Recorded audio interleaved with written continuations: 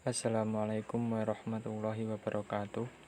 Perkenalkan, nama saya Muhammad Taufikur Rahman.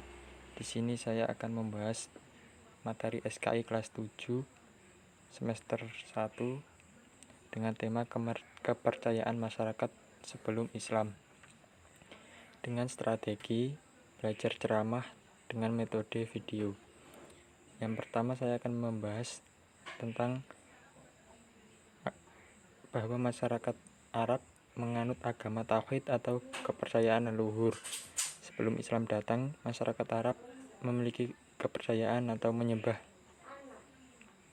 apa yang disembah oleh leluhur mereka. Sesembahan mereka adalah berhala. Ada beberapa berhala yang disembah oleh masyarakat Arab.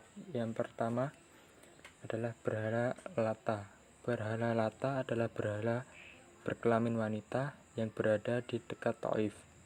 Selanjutnya ada berhala Uzza.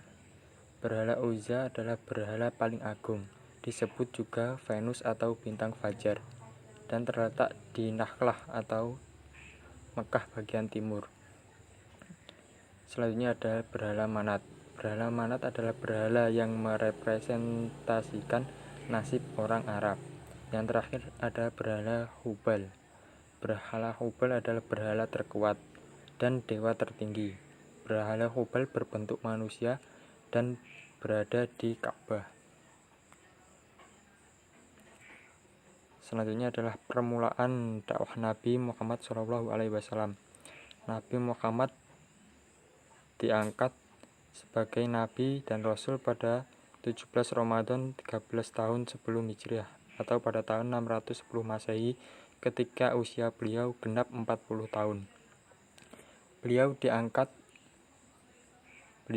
ketika sedang bertahanus di Gua Hiro, sebuah gua di Jabal Nur yang terletak beberapa kilometer sebelah utara kota Mekah.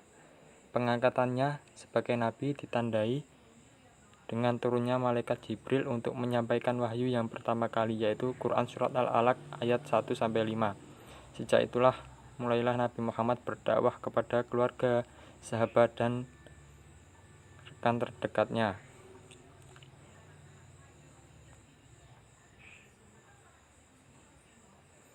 Lalu ada prioritas dakwah Nabi Muhammad SAW di Mekah.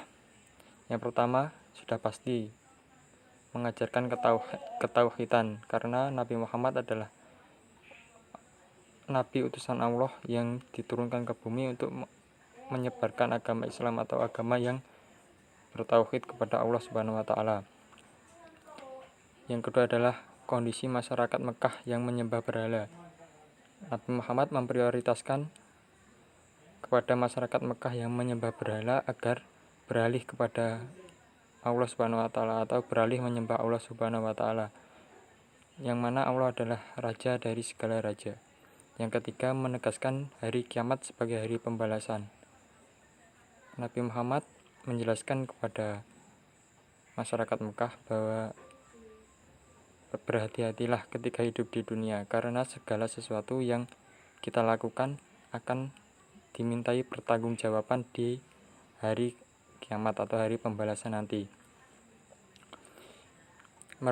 Yang keempat adalah merubah perilaku masyarakat jahiliyah, yang mana contoh perilakunya adalah menyembah berhala tadi, mengubur hidup-hidup anak perempuan, saling mabuk-mabukan, dan lain sebagainya. Selanjutnya yang kelima adalah mengangkat dan melindungi hak asasi manusia, karena setiap manusia dilahirkan memiliki hak dan kewajiban masing-masing, yang mana itu harus dihargai oleh manusia lain. Selanjutnya adalah orang-orang yang pertama kali masuk Islam. Yang pertama adalah Siti Khadijah.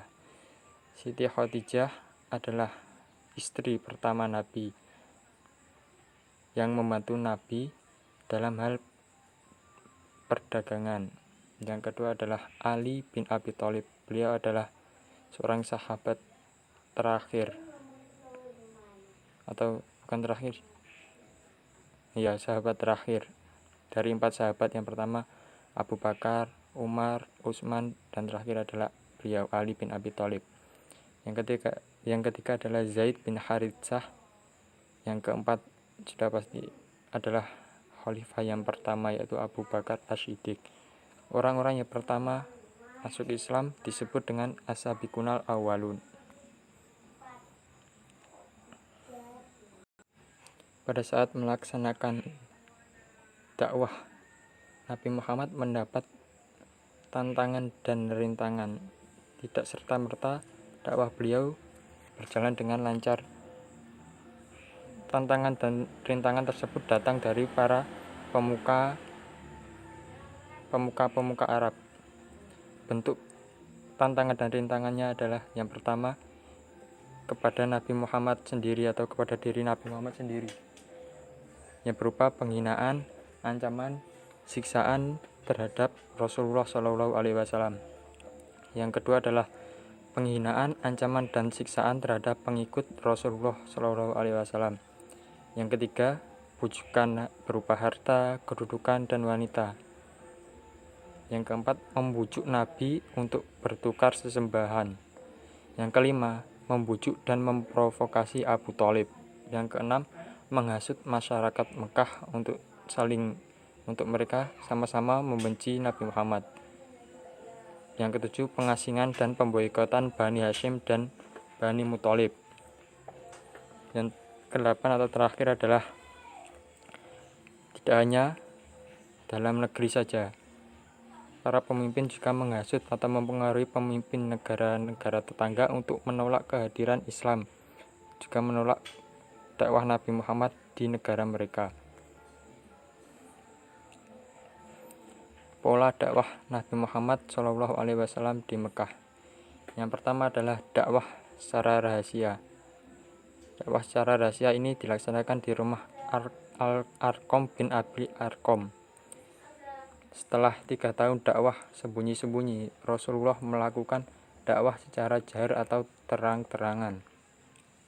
Dakwah secara jahar atau terang-terangan tersebut dilakukan setelah turunnya wahyu Allah pada surat Al-Hijr ayat 94 yang berbunyi, A'udzubillahi minasyaitonirrajim, Bismillahirrahmanirrahim, Fasdaq bima tu'maru wa'rid anil musyrikin, yang artinya, maka sampaikanlah olehmu secara terang-terangan segala apa yang diperintahkan kepadamu Muhammad, dan berpalinglah dari orang-orang yang musyrik.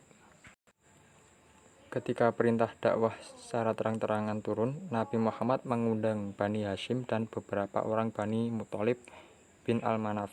Nabi menyeru kepada kaumnya menyembah dan berserah diri kepada Allah. Namun semua kerabatnya menentang Rasulullah. Hanya Abu Thalib lah yang tidak menentang. Dia masuk Islam, tapi dia mendukung dakwah Nabi Muhammad dan melindunginya dari gangguan kafir Quraisy.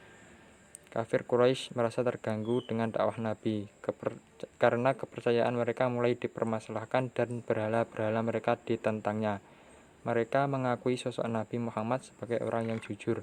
Mereka berusaha menghentikan dakwahnya dengan mendekati pamannya, yaitu Abu Thalib. Mereka mengharapkan Abu Thalib bisa merayu Nabi Muhammad SAW untuk menghentikan dakwahnya.